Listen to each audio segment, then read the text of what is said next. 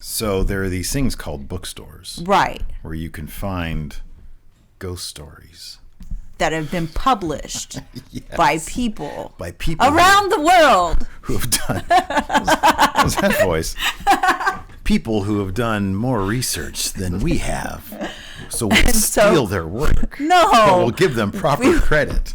This is from Brad Steiger. Look at the size of this book. This will be so many mini-sodes.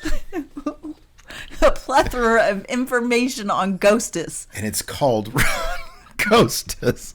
And it's called Real Ghost Stories, True Tales of Terrifying Spirits and Haunted Places by Brad Steiger. Well, Brad got this from somebody too. So anyways, today we're going to talk about... I'm sure in the foreword we would find out where he got it. Given that we are in election season, I might put this up on election day. Oh, nice. Because it's about a president of the United States. Who's that? Which one? Abraham Lincoln. Oh, Lincoln. Oh, get out of here. Dumma. It's Abraham Lincoln. Apparently, Abraham Lincoln was quite the believer in ghosts. And this is before ghost podcasts. So, apparently, so it's real. Ghost stories predate ghost podcasts. Right. So here we go. It says it has to be real, right? According to Brad Steiger. During his lifetime, Abraham Lincoln, one of the most revered presidents in the history of the United States, was constantly chided for his consultations with the spirit world. Shortly after he was elected... That's how I feel in my household. That you are chided for your constant consultations? What orders of business are you consulting? I mean, this is what's alarming with this first bit immediately, is that policy decisions are being crafted by Casper the Friendly Ghost. Right. By, ghosts of days past. It says, shortly after he was elected president, the Cleveland Plain dealer lashed out at him for, quote, consulting spooks.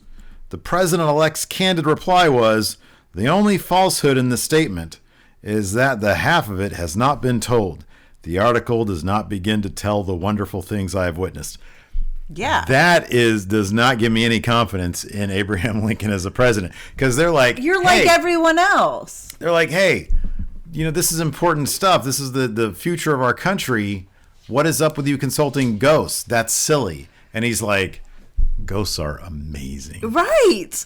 I don't know why you're so against it. If I knew any of the presidency, right now, and they said that, you would not be about it. No, I would be like, that disqualifies. What? They're consulting ghosts. Oh, man. Lincoln, you don't know what you're talking about. I consult ghosts all the time to make our decisions. Well, thank God you're not running the dang country, Lace. Lincoln openly admitted having consulted the mediums and spiritualists of his day. Reared in an atmosphere where people sought advice from the spirit world, Lincoln was never a skeptic. Historians and biographers have made little fuss about recording that he inherited a strong spiritual heritage from his mother and her family. His consultations varied from those received from backwoods granny women when he was in his youth to sittings with the most famous mediums of the day during his tenure as president. What a waste of time. Steven! It's one thing to do this as a hobby, but this is... I'm divorce cast. I'm thinking of imposing taxes on people. No wonder Mary Todd was crazy.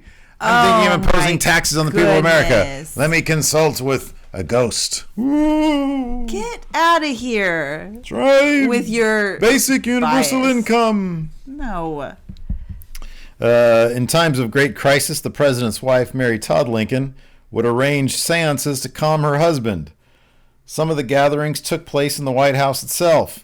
One of Lincoln's favorite mediums, Nettie Colburn, and other spiritualist channels would relay information from the spirit world that the thoughtful president would consider with all the intensity of a serious nature. So, these mediums, Nettie was like, they're saying you're projecting. You should give a tax break to mediums. They say that people who can talk to ghosts should not have to pay taxes. No. Or be subject to laws. That is not true. He was like, oh, wow. Cool. Nettie, congratulations. No money you don't have to pay this year. Other participants in these seances were Colonel S.P. Case, like I'm supposed to know who these people are, Major Van Voorhees, and Daniel E. Soames.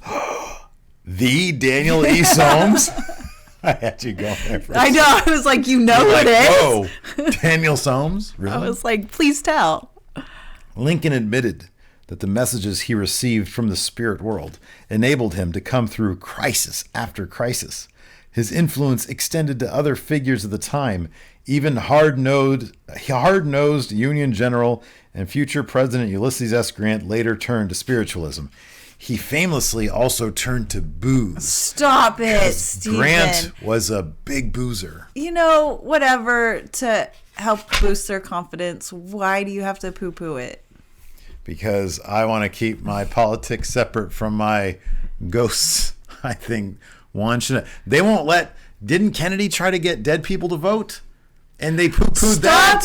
Now you're going Isn't too that how far he about won? my Kennedy. Isn't that how he won the election? No, stop talking right now. Yeah, dead people vote. Okay, this is Divorce Cast, not Ghost Podcast.